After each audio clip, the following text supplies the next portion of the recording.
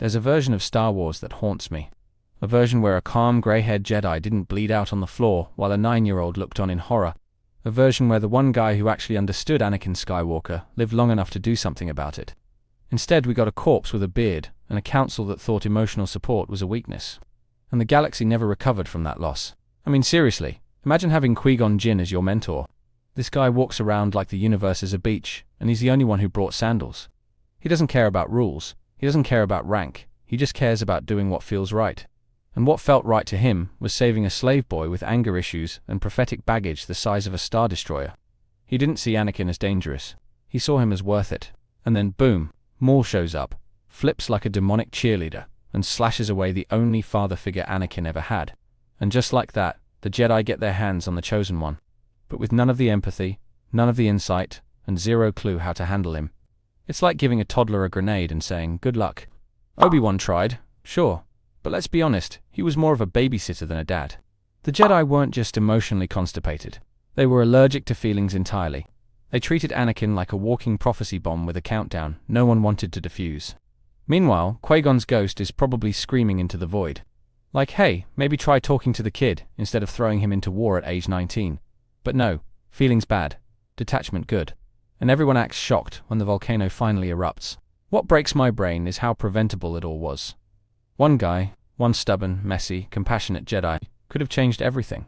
Not by swinging a lightsaber better, not by winning more battles, but by actually caring, by being a dad, by showing Anakin how to be a person before expecting him to be a hero. And instead, we got an order of monks who couldn't hug if their robes were on fire. In this video, we're diving into why Qui-Gon Jinn was the father Anakin deserved, how his death broke more than just one boy, and what Star Wars might have looked like if the Jedi had followed the one man who actually had his head on straight. There's a version of the Star Wars saga that we never got to see. One where Qui-Gon Jinn didn't die on Naboo. One where Anakin Skywalker wasn't just trained by a Jedi, but raised by someone who actually understood him. The more you dig into Qui-Gon's character, the more it feels like his entire presence in the prequels was a giant what if. What if the galaxy's biggest mistake wasn't Anakin turning, but Qui-Gon falling? He wasn't like the others. He clashed with the Council, he disobeyed orders, and he trusted his instincts over doctrine. Which sounds an awful lot like the kind of Jedi who could mentor a volatile, emotional, powerful kid like Anakin. Not contain him, not lecture him, but guide him. Qui-Gon saw Anakin, not as the Chosen One, not as a threat, but as a person. It's easy to forget that when Anakin first meets the Jedi, it's through Qui-Gon's eyes, not Yoda's cold stare or Mace Windu's dismissive glare. Qui-Gon was the first Jedi who treated Anakin like a boy and not a weapon or liability. That first impression mattered, and it might have been the last real shot Anakin had at feeling safe. Even Obi-Wan didn't believe in training Anakin at first. He agreed out of obligation. And as noble as that might seem, it means Anakin started his Jedi life as someone's burden, not their choice. That dynamic sticks with a kid, especially one ripped from his mother, thrown into politics, and treated like a time bomb.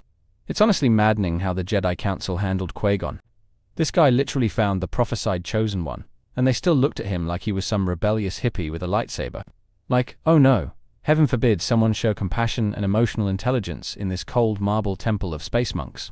They were so busy clutching their pearls about the prophecy that they completely missed the person behind it. Qui-Gon said it best, they were too focused on the future to see the now. And in that now, a scared kid had just been pulled from slavery and dumped into a system that punished emotion and obedience in equal measure. And let's talk about Obi-Wan for a second. He's not a bad Jedi, but he was not ready to be a father figure. He was barely out of Padawan mode himself, and suddenly he's got to raise the most emotionally volatile child in the galaxy like it's no big deal. It's like handing a nuclear warhead to an intern and saying, figure it out. Qui-Gon knew the Jedi were blind.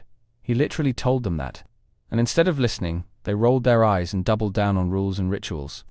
Meanwhile, Anakin's pain and confusion just festered in silence. There was no therapy session, no heart-to-heart, just more silence, more detachment, more pressure. Anakin was 9 years old when he left everything he knew behind: his mother, his home, the only life he'd ever known. And the first person who truly believed in him was gone by the time he even got to the temple. That's not a heroic origin story. That's trauma wrapped in destiny-colored packaging. Qui-Gon dying wasn't just a loss for Anakin, it was the death of his only lifeline. Everyone else saw Anakin as a task to manage, a prophecy to fulfill, not a soul to nurture. No bedtime stories, No warm voice when the nightmares hit. Just silence and rules and the crushing weight of expectations. And Obi-Wan tried. You can tell he tried. But he wasn't built like Qui-Gon. He followed the rules, even when they were wrong. He didn't know how to reach a boy who needed warmth, not warnings. Anakin didn't need another knight. He needed someone to raise him.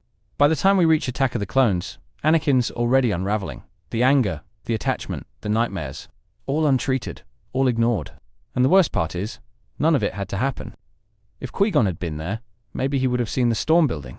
Maybe he would have done something before it broke. But he wasn't. And Anakin grew up alone, in a temple full of people who feared what he might become more than they loved who he already was. That's not balance in the Force. That's abandonment with light.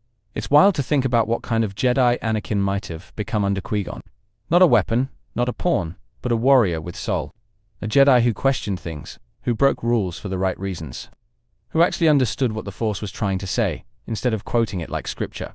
Qui-Gon was already halfway to being a grey Jedi, without even calling it that. He didn't obey the council like it was gospel. He followed the will of the Force, even when it led him into dangerous or unpopular territory. That's the kind of mentor who could help Anakin grow without crushing his spirit. Imagine Anakin learning compassion the way Qui-Gon practiced it. Not just as a concept, but as a way of life. Saving people because they're people, not because they're on some approved mission list.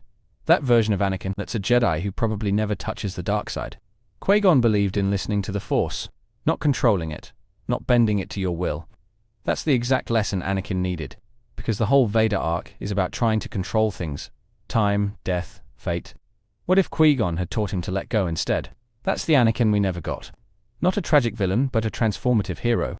Not because he was perfect, but because someone finally showed him how to be human. There's something weirdly comforting about the idea that things could have gone differently.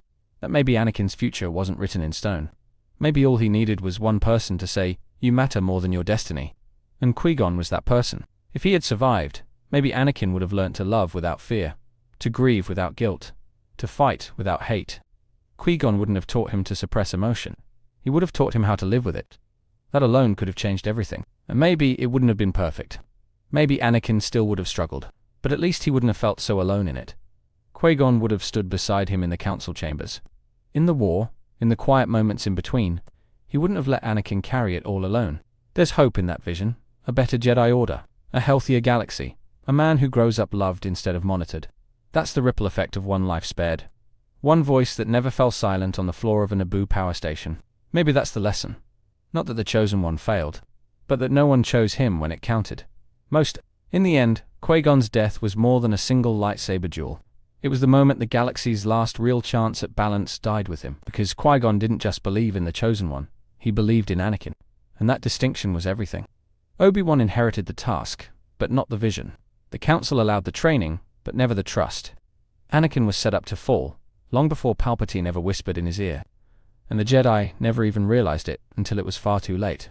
Qui-Gon's legacy is one of unfinished purpose, of wisdom ignored, compassion dismissed, and love deemed weakness. He could have been the mentor Anakin needed, the one voice that could have cut through the noise. But instead, all Anakin had were ghosts and rules. That's what makes it so tragic. Not just the fall of a hero, but the loss of the one man who could have stopped it. And the pain isn't just Anakin's, it's the galaxy's. Millions died because a father figure was struck down too soon. In the end, Qui-Gon didn't fail. The Jedi did. They couldn't see that saving Anakin meant more than training him. It meant loving him. And by the time they realized that Darth Vader had already taken his first breath. Thank you for watching the whole video. I make videos because of my love for Star Wars and Marvel. I've been asked countless times how I get my subtitles, and I generate them automatically with a tool I built. That same tool can be used here on my website. It's completely free and doesn't require signing up. My website contains the subtitle generator that is perfect for any video. Blogging post, where you can sign up with your email and receive notifications for when I post, and also my 3 channels. Critical Analysis Hub focuses on Star Wars and Marvel movies. Critical Analysis Hub Plus looks at Star Wars and Marvel shows. And Critical Analysis Hub XP centers on video games, like The Last of Us series, Jedi Survivor, and GTA 5. Thank you for being a fan.